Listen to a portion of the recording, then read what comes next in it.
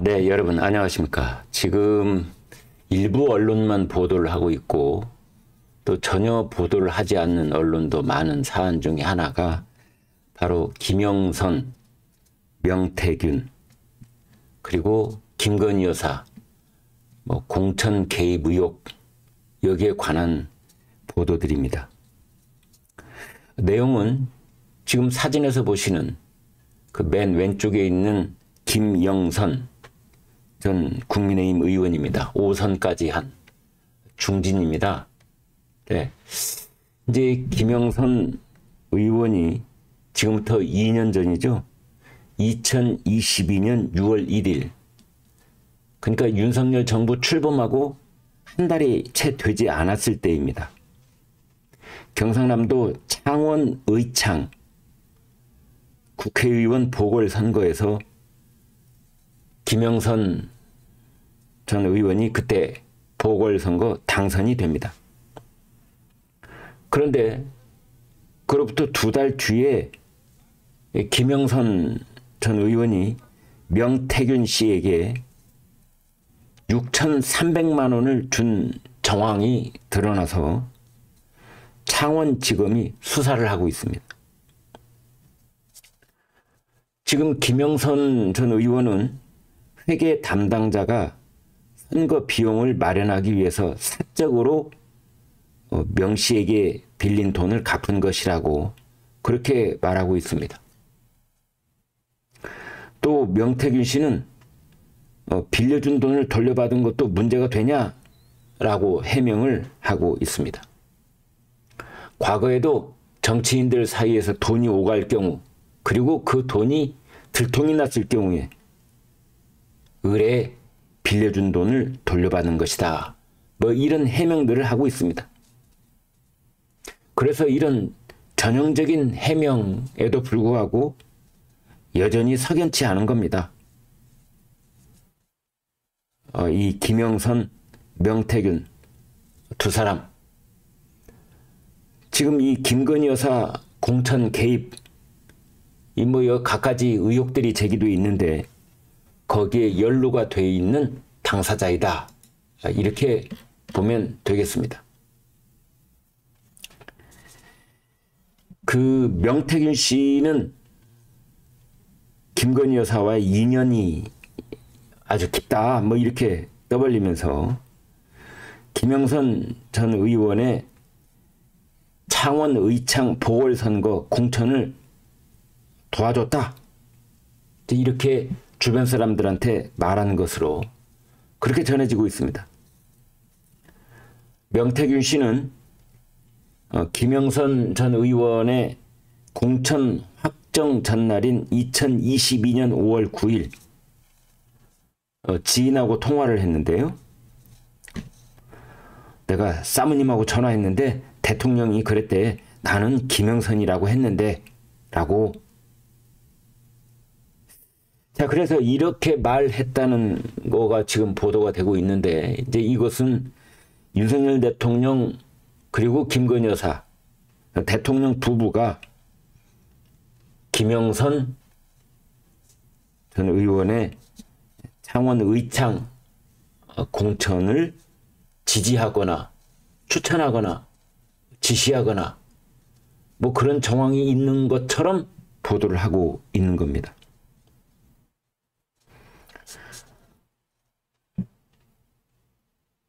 그런데 이제 이런 말들을 지금 퍼뜨렸던 명태균이라는 사람은 그 다음 날 2022년 5월 10일 김건희 여사의 초청으로 윤석열 대통령 취임식에 참석을 했습니다. 그러니까 여기서 팩트는 이 명태균 씨가 김건희 여사의 초청으로 대통령 취임식에 참석을 했다는 점이고, 이제 이런 점으로 미루어 보건대 명태균이 김건희 여사와 텔레그램을 주고받고 김건희 여사와 공천에 관한 얘기를 나눴고, 그리고 대통령의 뜻을 전달받기도 했고, 이런 등등의 의혹이 지금 이게 도대체 어떻게 된 건지 자꾸만 궁금증을 더해주고 있는 겁니다. 그런가 하면은 그로부터 2년 뒤인 지난 4월 10일 올해 들어서 그때 총선 때 김건희 여사가 김영선 전 의원에게 지역구를 창원 의창에서 김해갑으로 이동해달라 라는 제안을 하는 그런 텔레그램 메시지를 보냈다. 뭐 이런 보도도 뒤따랐습니다. 물론 현재로서는 김건희 여사가 김영선 전 의원의 공천에 관여했다 이렇게 확증할 만한 물증이 제시된 것은 없습니다. 그러나 김영선 전 의원이 김건희 여사를 고리로 연결고리로 삼아서 공천 거래를 시도한 정황 그리고 그와 관련된 의혹 이것은 계속 이어지고 있는 겁니다. 지금 사진에서 보시는 것처럼 김영선 전 의원이 올해 2월 당시 이준석 개혁신당 대표를 만나서 김건희 여사의 공천 개입 의혹 메시지를 폭로하는 조건으로 비례대표 공천을 요구한 사실 이것은 개혁신당도 부인하지 않고 있습니다. 그러니까 지금까지 제기된 의혹이 사실일 경우에 김영선 전 의원은 끝까지 국민의힘에 남아있을 생각이 있었던 것도 아니고 국민의힘에 한동훈 비대위원장이 됐든 거기서 튀어쳐 남은 이준석 대표가 됐든 누구든 자신에게 금배지를 달아줄 사람이 있다면 그쪽으로 당적으로 옮겨서 무슨 일이든 하겠다. 심지어 대통령 부인 김건희 여사와 관련된 공천 개입 의혹 메시지를 폭로를 해서 개혁신당 이준석 대표에게 힘을 실어주겠다. 뭐 이런 거래를 제안했다. 라는 의혹인 것이지요. 근데 이런 의혹 제기에 대해서 한쪽 당사자인 개혁신당 쪽은 적극적으로 부인하고 있지는 않습니다. 총선 당시 국민의힘에서는 뭐 이런저런 얘기가 나왔습니다. 그러니까 김영선 전 의원이 김해 지역구로 옮겨갈 테니 김해갑 이를테면 말이죠. 공천을 해달라. 요구를 들어주지 않으면 김건희 여사와 관련된 의혹을 폭로하겠다. 뭐 이런 말을 하고 다녔다. 라고 SBS가 엊그제 보도를 한 바도 있습니다. 김건희 여사와 관련된 공천 개입 의혹 그 진실이 무엇인지 김영선 전 의원은 이제 솔직하게 밝혀야 되는 그런 상황에 이르렀다. 이렇게 보면 되겠습니다. 대통령실, 용산 대통령실도 지금 매우 당혹스럽고 난감한 상황인 것 같은 그런 분위기가 감지되고 있습니다. 일단 대통령실은 전면적인 부인을 하고 있습니다. 김영선 전 의원은 컷오프가 됐다. 결과적으로 공천이 안 됐다. 그런데 무슨 공천 개입이냐? 라고 해명을 하고 있습니다. 물론 공천에 개입할 수 있는 아무런 권한이 없는 대통령 부인이 여당 공천에 관여했다면 그것 자체로 심각한 사안이지요.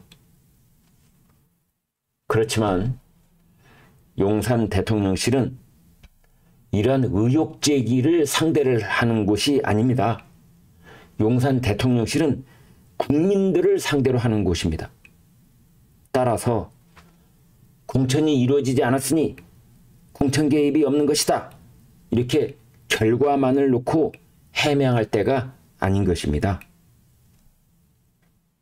김건희 여사의 공천 개입 의혹이 제기된 텔레그램 문자 또는 통화가 있었다면 통화, 대화 정황 그리고 김영선 전 의원 그리고 대통령 취임식에 초청장까지 보내줬던 명태균 씨 하고는 도대체 무슨 관계인지 조금 더 소상하게 설명을 해야 할 것 같습니다. 아무튼 김건희 여사 얘기가 나오면 용산 대통령실 곤혹스러운 입장이 될 것은 분명해 보이지만, 그렇다고 해서 무조건 방어막을 치는데 급급하다면 국민들이 더 궁금해 할 것으로 보입니다.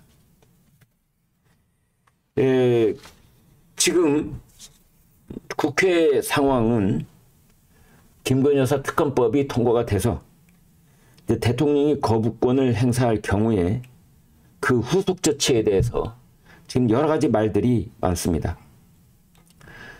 국민의힘 내부에서도 이런저런 얘기들이 설왕설래하고 있는데요.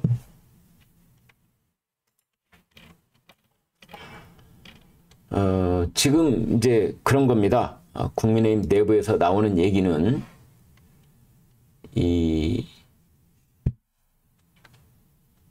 지금 이 우려가 있다, 김건희 여사와 관련해서. 그러나 특검법을 찬성하는 것은 완전히 별개의 문제다.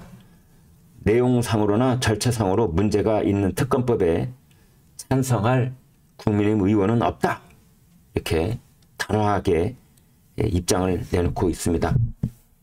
특검법이 통과되는 순간 대통령의 레임덕이 시작되는데, 임기 절반이 남은 정권에 유해가 가는 짓을 여당 의원들이 할 리가 있겠느냐, 그러고는 있는데, 그렇지만 또 일각에서는 이탈표가 생겨날 수 있다, 뭐 그런 의견도 있습니다.